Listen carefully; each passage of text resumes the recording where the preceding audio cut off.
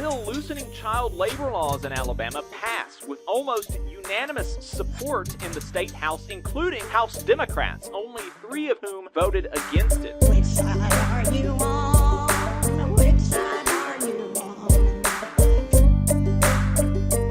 Let's go ahead and jump right into last week in Southern labor. Here's what U.S. workers in the South and the American colonies were up to from March 29th to April 5th. In new union campaigns, we had 226 workers at the District of Columbia International School, a charter school in D.C. They filed a petition to hold a union election with the D.C. local of the American Federation of Teachers, AFT. 600 workers at Hearthside Food Solutions in London, Kentucky filed a petition to hold a union election with the Bakery, Confectionery, Tobacco Workers, and Grain Millers International Union, BCTGM Local 57. 26 workers at Jewish Family Services in St. Louis, Missouri filed a petition to hold a union election with the Communication Workers of America, CWA Local 6400. 101 workers at Austin Pets Alive in Austin, Texas filed a petition to hold a union election with the International Association of Machinists and Aerospace Workers, IAMAW. 291 workers at Tulane University in New Orleans, Louisiana filed a petition to hold a union election with Workers United. 53 workers at Miami City Ballet in Miami Beach, Florida filed a petition to hold a union election with the American Guild of Musical Artists.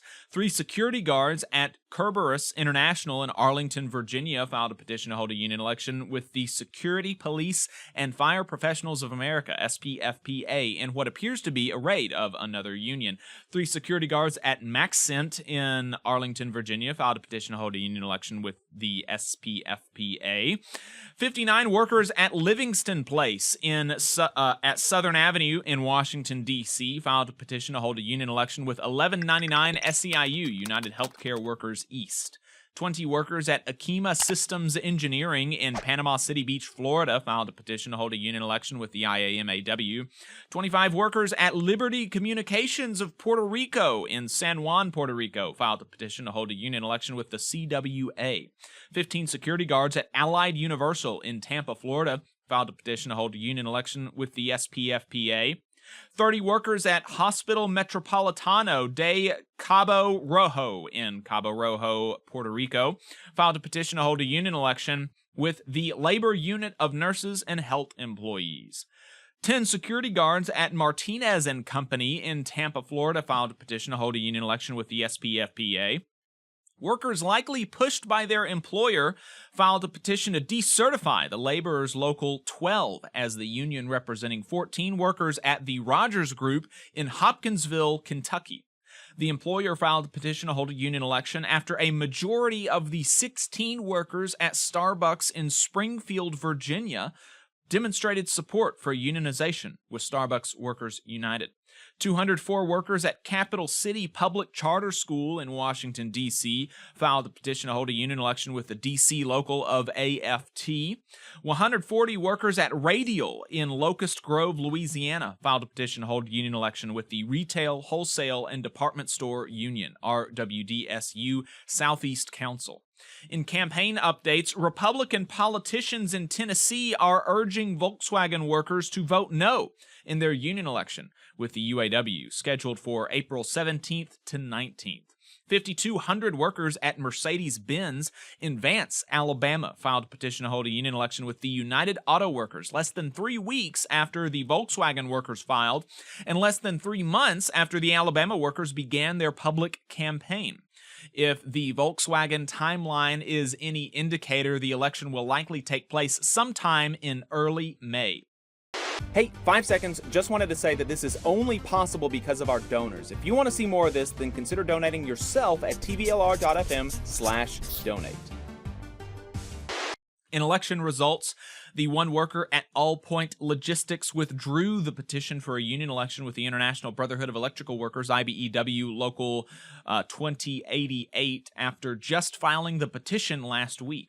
16 workers at Arrow's Edge in Cherry Point, North Carolina, withdrew their petition for a union election with the IAMAW. 7 workers at ESG Operations in Fort Benning, Georgia, withdrew their petition for a union election with the International Union of Operating Engineers, IUOE Local 926. 20 workers at Crescent Paper Tube Company in Lewisport, Kentucky, voted 16-4 in favor of unionization with the United Steelworkers, USW.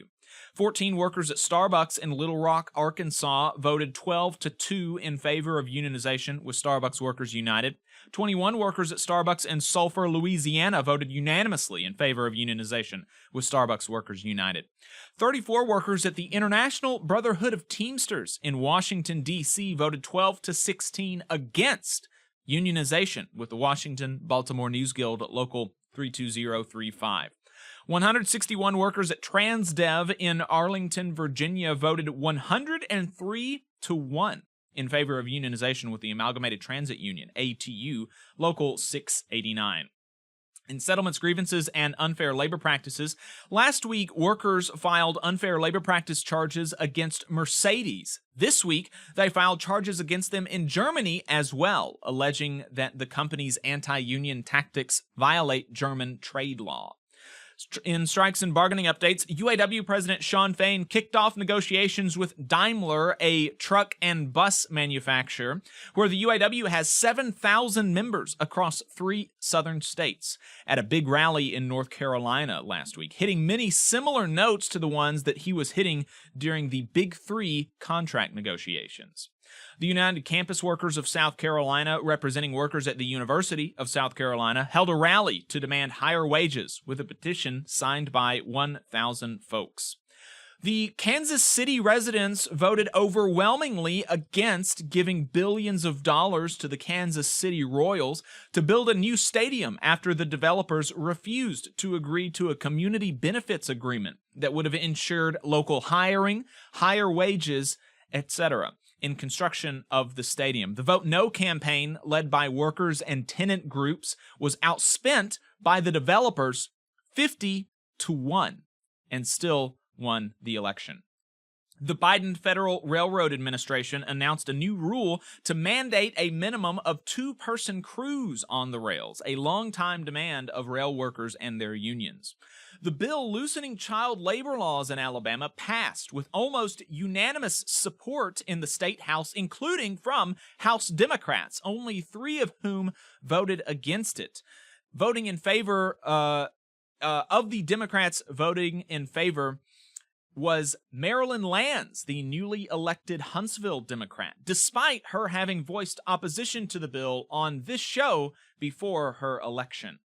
Alabama politicians launched another volley of attacks against the UAW last week, including Mike Rogers, Gary Palmer, and Kay Ivey, ostensibly incensed that Shawn Fain hit back against their smears on the union and Alabama workers. The Alabama Senate bill that would remove incentives from companies that voluntarily recognize their workers' union passed through committee on a party-line vote last week. It will be on the Senate floor for a full vote on Tuesday. In internal union affairs, Unite Here International President D. Taylor is stepping down after what has been, by all accounts, a successful presidency, adding over 100,000 new union members during his tenure in mostly right-to-work states. If you have anything that we left out, let us know, tvlr.fm/contact, and we will include it in the next roundup.